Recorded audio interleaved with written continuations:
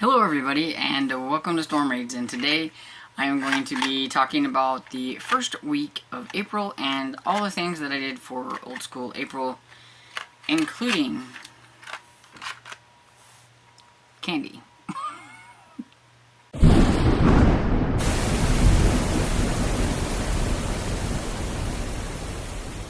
Okay, so for an activity I went and I found at this one place that we have antique-ish, they're selling of some like old candies and things. I was gonna get a sugar daddy, but they wanted $3 for it, and I was like, no, I don't think so. So I got the old candied cigarettes. It doesn't look right without a red end on it. It just, I mean, I don't even know why they make these. They don't, I don't know. But I'm surprised that they still make them. And why did we like to eat these when we were little? Because it tastes like Pepto-Bismol and chalk.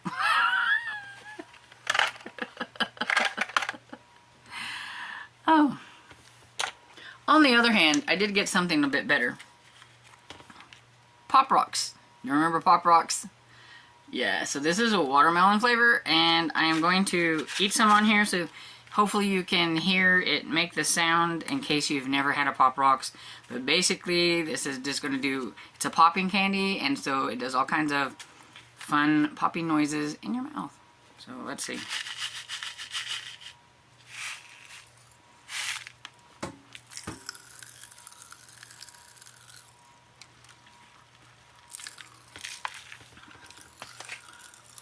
The things we liked to eat when we were young.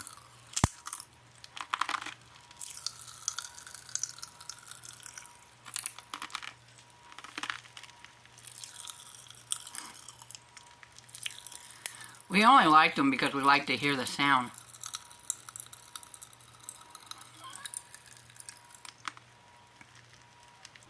Do you remember when they used to say that the Pop Rocks were going to kill us, that we were going to die for eating these? Because I guess maybe if you like swallowed the poppy stuff, it was supposed to do something or whatever. I do know my dad says he remembers they were saying that it was going to make your teeth rot out if you ate a whole lot of these and everything. But yeah, but it's kind of fun and nostalgic to have some Pop Rocks and let them pop around in your mouth. I used to get those all the time whenever I was a kid, so yeah, that was kind of fun. Also going to be talking about the books that I read and the movies that I watched. And so I read 5 books, all on audio. 2 of them were from the Encyclopedia Brown series. So I read Encyclopedia Brown Solves Them All and Encyclopedia Brown Keeps the Peace, I think is what it was called. Number 5 and number 6 in the Encyclopedia Brown series by Donald Sobel. These were books that I enjoyed whenever I was a kid. I really, really liked them. It was probably my first foray into mysteries. They're very small, and they're a bunch of different mysteries that Encyclopedia Brown solves. Like one of them I think was like 96 pages, and the other one was like maybe 110 or something like that. They're very small. And usually they have about 12 cases. A lot of times they involve the bully from his area, the school, and everything. That bully's always trying to get away with things all the time. Anyway, the next one I have is The Rats by James Herbert. I went into this thinking that it was going to be a single book, and ended up it's a trilogy. So now this is the decision. Do I want to listen to the other 2 this month along with this one or not? It's very fast-paced. Not much plot, lots of killer rat action.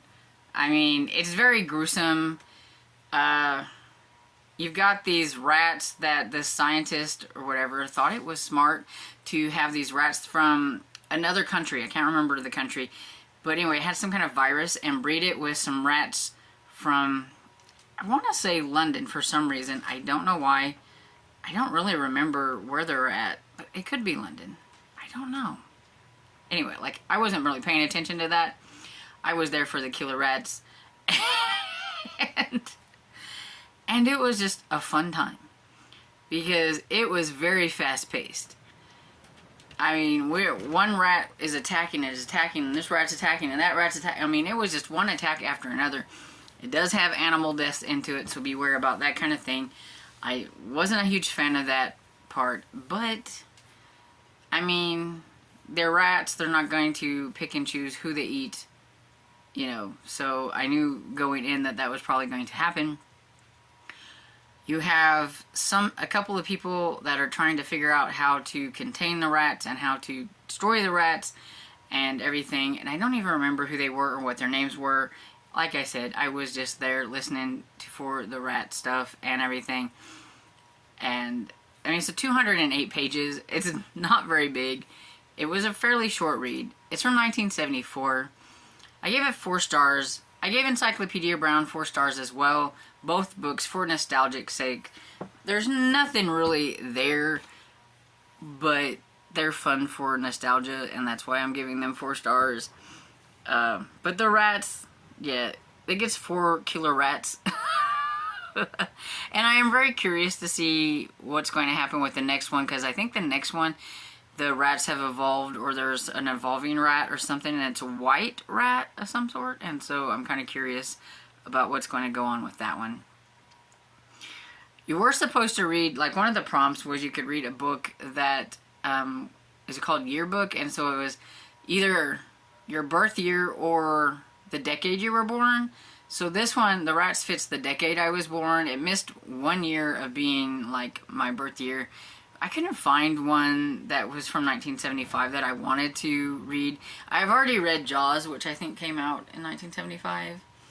And so, yeah, I got close. Then I have Goblin Monday by R.L. Stine. It is the second book in Goosebumps House of Shiver.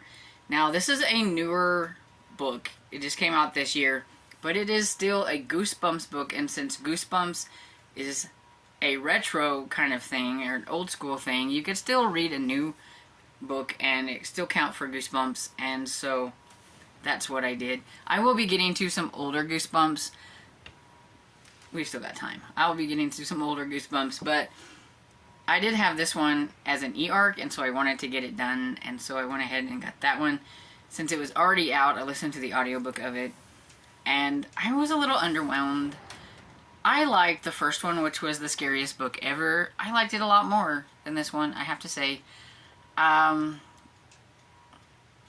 don't even really remember what the main character's name was or anything. But I know that he's from the South. He's going with some friends to, I think, Vermont. He's seeing snow for the very first time. He's so excited. Snow everywhere. He brings a leaf blower with him. I guess maybe that should have been like, you know, the first thing. That was the first hint of this was not going to be what I'm thinking it's going to be. I don't know.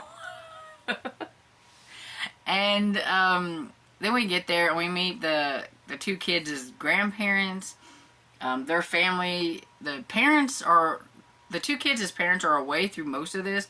They were supposed to have gotten stuck out in a snowstorm or what have you. And it's like, okay. And then the grandfather's telling goblin stories. The little main character guy doesn't know what to believe. He thinks maybe there really are goblins. He sees something was chasing him. Nobody will believe him. He doesn't have pictures of it because he had a camera, but he didn't get a picture of it. And so he decides to try to catch it, and so he'd have proof. And that's when things went downhill. Very fast. I was okay with it up until then and everything. And that ends up being like really closer to the end of the book. And if you read like the synopsis, I thought that was going to be like pretty much the whole thing was he catches this goblin, and then all the goblin friends come to try to, you know, terrorize them and eat them or whatever it is, and they have to try to get away from him.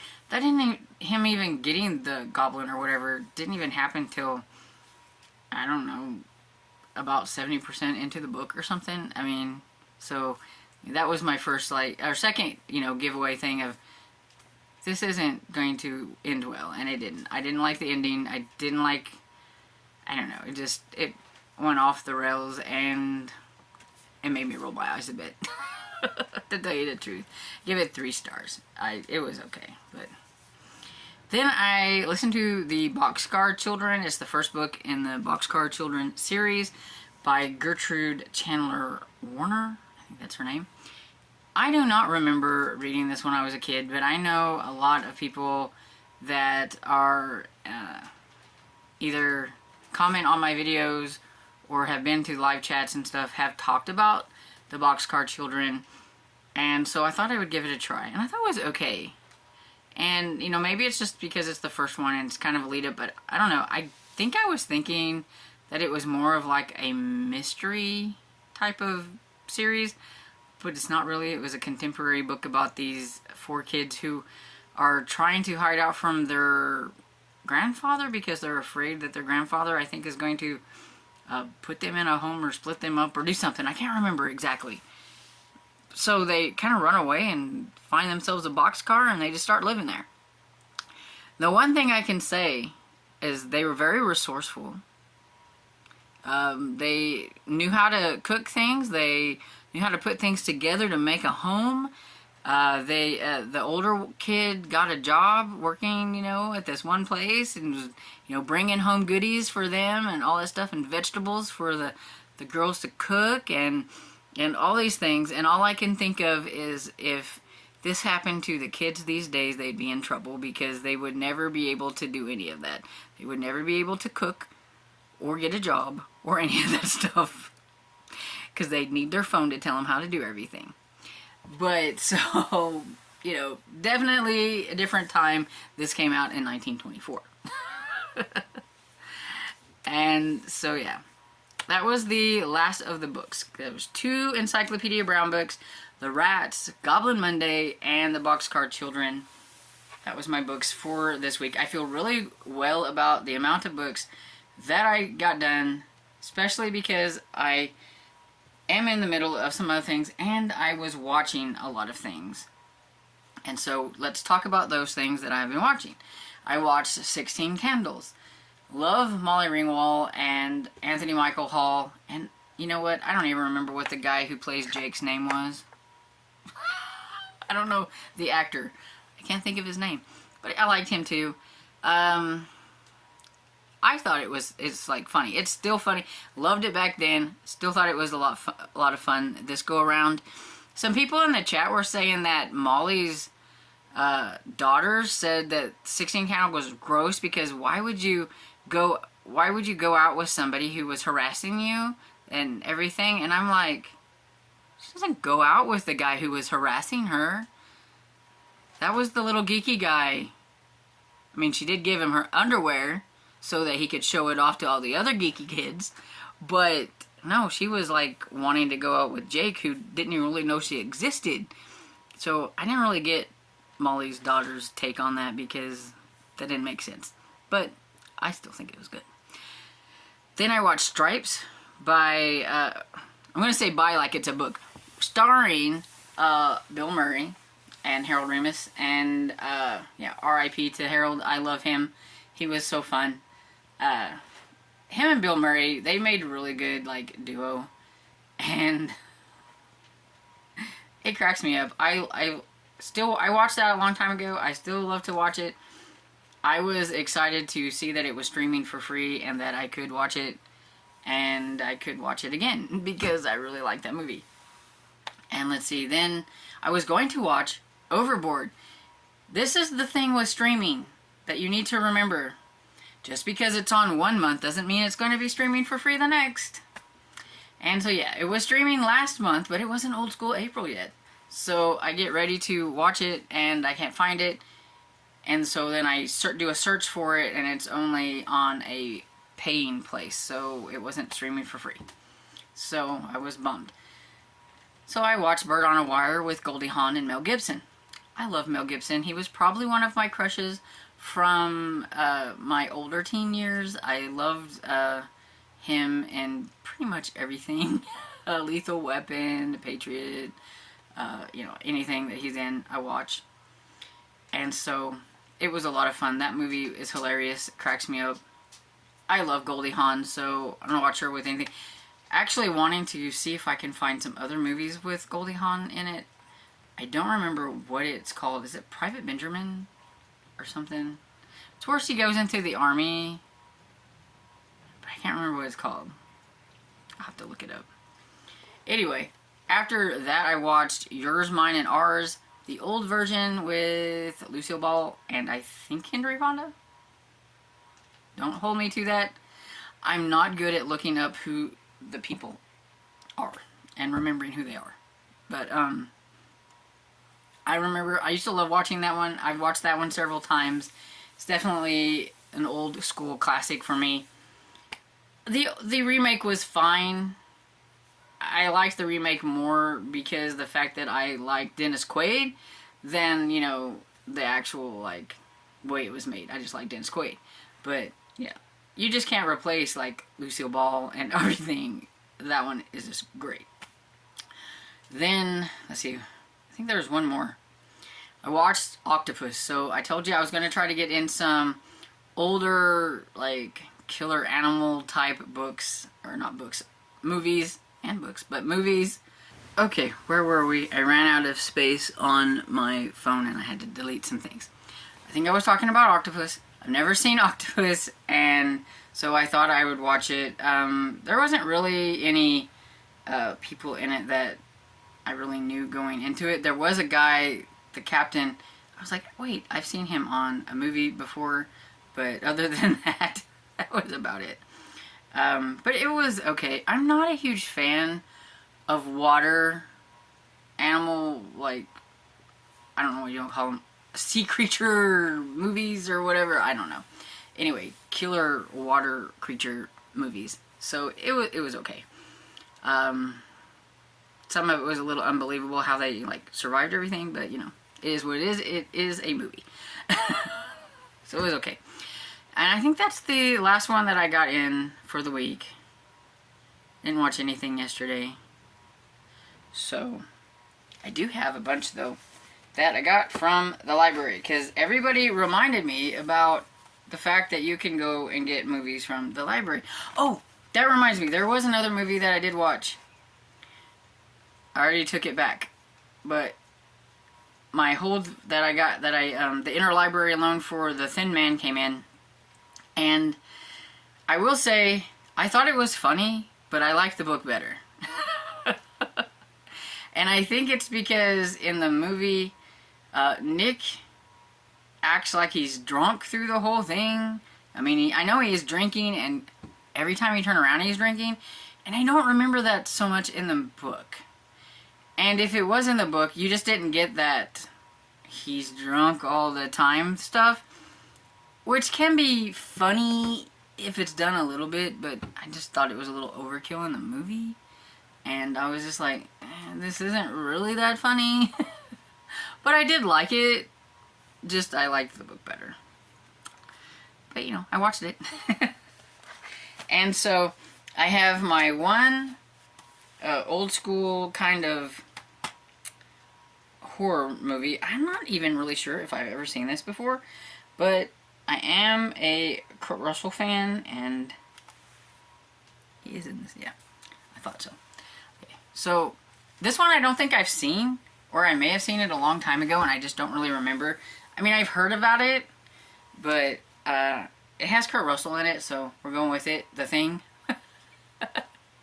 So that's my horror, old school horror one. And then I seen this and I was like, oh, I haven't watched Cocoon in forever. So we had to get this one. I have a really funny story that maybe after I've watched it, and maybe next week I will tell you the funny story that goes along with this. It has to do with my cousin. And they had Overboard, so I'm going to get to watch my Overboard. I may watch this a couple of times before I have to take it back. I'm not really sure if I've seen this one, but I know it was a kind of a popular one back in the day and everything, and I know Kat had this on her list to watch because her crush was Rob Lowe. And I'm like, you know, I don't know if I've ever seen this. And since the library had it, I thought I will give it a try. It has a lot of good actors and actresses in it. Emilio Estevez, Andrew McCarthy, Ali Sheedy, Judd Nelson, Annie McDowell, Rob Lowe. So, you know, try it. And, of course, we have The Breakfast Club. So, yeah, I really like The Breakfast Club. This one, again, has Emilio Estevez, Molly Ringwald, Anthony Michael Hall, Judd Nelson, some other good ones. And it's been a long time since I've seen this one, so it'll be fun to watch that. And then whatever else I might be able to find free, probably another killer animal of sorts. But yeah, these were, I was kind of in a hurry when I was looking for these, so the next one I dropped these off, which will be on the 12th, because you only get 7 days for the movies, which kind of sucks. But, so I have a lot of watching to do, because I haven't watched all these yet.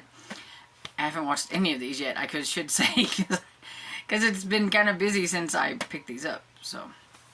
But yeah, and I am currently in the middle of Eye of the Sun by Dorothy Cork. I'm buddy reading this one with Tammy from Believe in Your Shelf. I am only about 15 pages into it, I haven't gotten too far, but I am curious to see what's going to happen. I was telling Tammy in a message, I said, why is it that the girl sees the guy, he comes into the store a couple of times and automatically she's like in love? That's how these old ones seem to go, and it's like, really, girl? You don't even know that guy? He could be a total jerk. You know? And then I have started Above Suspicion by Helen McInnes. This was just kind of a spur of the moment thing. I don't even think I've hauled this one yet. I did find some more of her books that I have coming up in another haul, besides the one that I've already filmed. I haven't filmed the other one. But this is her first book, and so I thought, well, hey, I got her first book, I'll give it a try. So it's kind of like an espionage, thriller, suspense type book, but I haven't gotten very far, so I don't know how it's going to be yet. We'll see. Nothing on the back where I tell you what it's about, but it just has a list of her books and some people blurbs. Also, I am reading on this one, which is Mysteries of Paris by Eugene Sue. I'm buddy reading this one with Nicole. We're taking our time with it, so don't like go, oh my goodness, you're going to read this the whole month. No. Okay, we're going to read like maybe this much this month. It depends on how far we get. We started out with 1 chapter a day, but now we've decided this week we will up it to 2 chapters a day because the chapters are really short, so we'll see how that goes. But by the time I read my 2 chapters from today, because I haven't read those yet, I will be on page 60 of like, I don't know, is it 1,200 and something? Or no, 1,300 and something, so yeah. But I don't really have any thoughts about it yet. It's okay, but really ain't gotten very far. I mean, in such a thick book, really, we're just getting set up, so we'll see how that goes. But, oh, I forgot. I'm also going to be reading Bunnicula. I got the first 3 on audiobook, and I just picked this one up. This will be in the haul that I haven't put out yet. You'll see it. I was excited whenever I got this one. And so yeah, that's everything. And my battery's about to die, so I've got to make this quick. So let me know how you did for the first week of Old School April, if you're participating. If not, just what was one of your favorite books for the week. And I hope you enjoyed this video. And if you did, please give it a thumbs up and subscribe. And I will see you all in the next video. Bye.